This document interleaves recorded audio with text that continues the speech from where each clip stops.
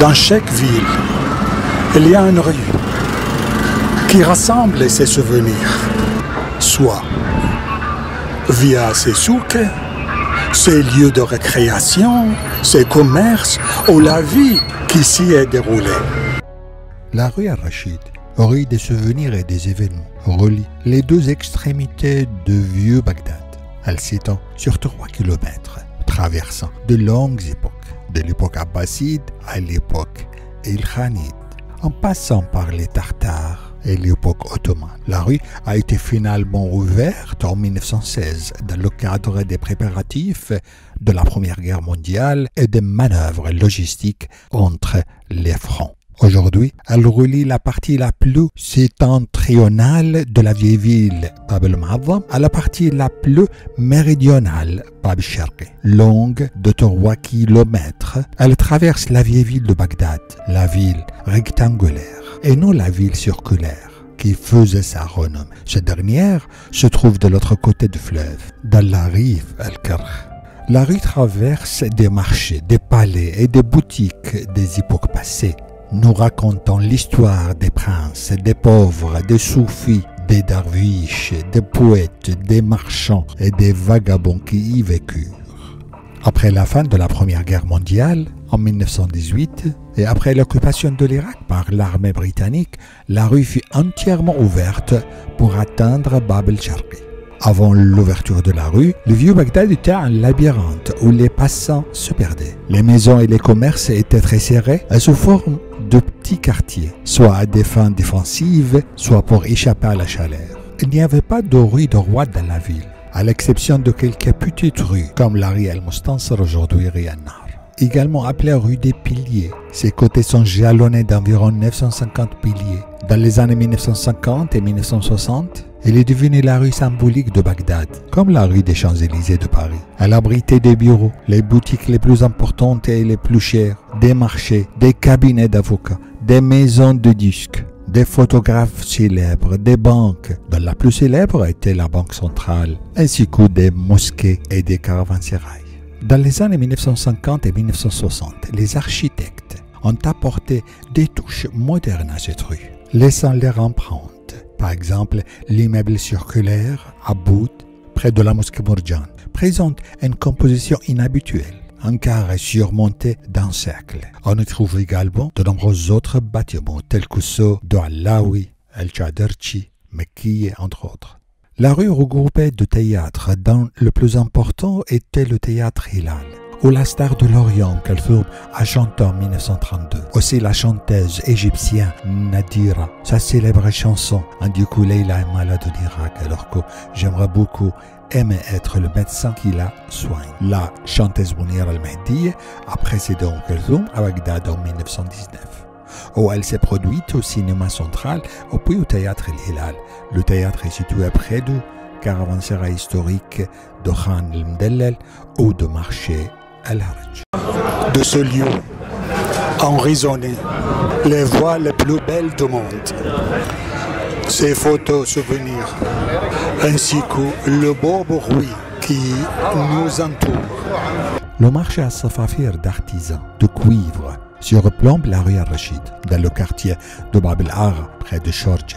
Au niveau des produits et des outils en cuivre, le marché date lui aussi de l'époque abbasside. En poursuivant notre visite, nous passons par Darb Masoud, dans le quartier du marché de Mardi, qui servait autrefois à répondre aux besoins des élèves des écoles Nidamiyya et Mustansiriya. La rue Al-Mutanabbi, le marché As-Saray, marché des livres, existe depuis l'époque abbasside. On y vend également des articles de papeterie. Ce marché a accueilli des générations d'écrivains et d'intellectuels et demeure un lieu de visite populaire, surtout le vendredi.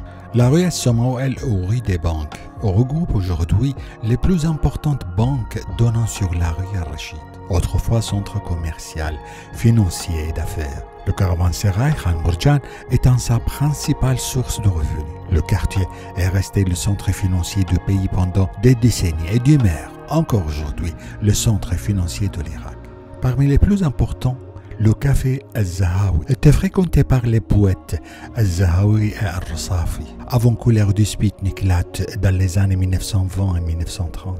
Le café Cheikh Bentar, situé au début de la rue El Moutenebbi, est un autre lieu de rencontre pour les écrivains, surtout le vendredi, pour feuilleter de nouveaux livres ou acheter des anciens. Le café Hassan Ajmi était un lieu de rencontre pour les écrivains et poètes les plus célèbres, dont El-Jawahiri, El-Sayyab, El-Brekan, El-Witri, Mardan, puis vint la génération suivante de poètes, Saad Youssef, Kazem Jawad. Le café Hassan Ajmi fut également le théâtre de bataille littéraire et de conflits culturels entre la poésie libre et ses adversaires. D'autres cafés, comme le café brésilien, étaient également un lieu de rencontre pour les poètes. Je m'en souviens comme d'un lieu où les étudiants lisaient pendant les périodes d'examen. L'Ari abritait certains des hôtels les plus luxueux qui accueillaient d'importantes délégations et des touristes étrangers comme Tiger Palace Hotel, El Hilal Hotel et Tiger Hotel. Le nom de poète Hussein Mourdan a été lié avec cette rue parce qu'il y passait beaucoup de son temps. Surnommé le roi des vagabonds du XXe siècle, il excellait en prose et en vers libre. Parmi les poèmes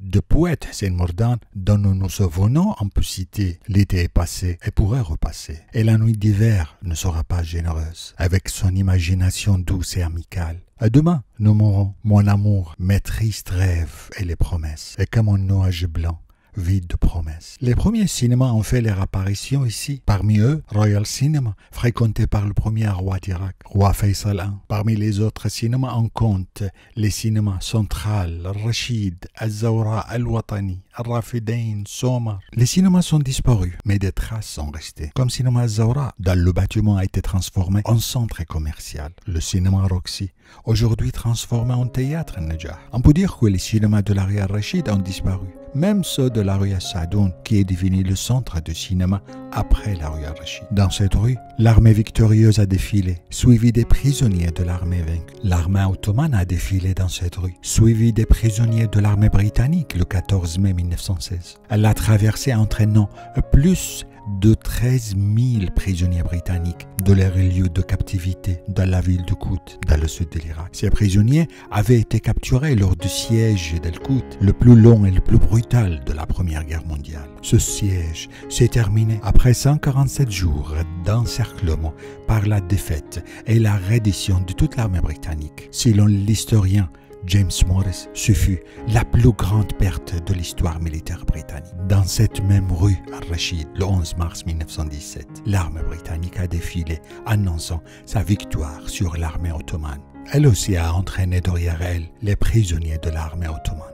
Au début du XXe siècle, la rue devient un lieu de manifestation, d'activités culturelles et de célébration, à commencer par la révolution de 1920 et en continuant avec les manifestations de Portsmouth de 1948 pour ensuite devenir une scène de célébration, de manifestation et de défilé. Parmi les mosquées, on trouve la mosquée Morjan de l'époque Jalahiri et d'autres de l'époque ottomane, comme la mosquée Haïdar Khan, Al-Muradi, Al-Azbek, Sayyid Sultan Ali, entre autres. Cette rue est associée à la personnalité de Major Abdelkarim Qasim. En 1959, il fut victime d'une tentative d'assassinat sur cette place. Paradoxalement, cette place servit de lieu de glorification pour celui qui tenta de l'assassiner, puis se transforma en lieu de célébration pour l'homme qui est tombé dans ce piège. Ce qui devait être un lieu de glorification pour le tueur devient un lieu de commémoration pour la victime. Or, Qasim n'a pas vécu longuement après. Il a été arrêté et transféré de sa résidence, également à Rachid, au bâtiment de la radio et de la télévision, pour y être assassiné, cette fois en direct, marquant ainsi le premier assassinat retransmis en direct au monde. Également dans cette rue se trouve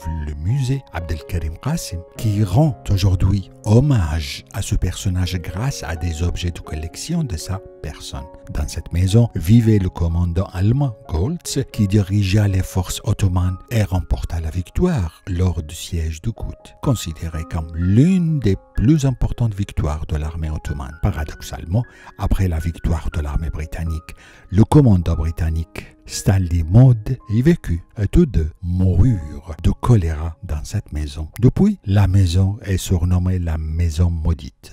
Et aujourd'hui, nous vivons une nouvelle époque de sa rénovation et sa restauration.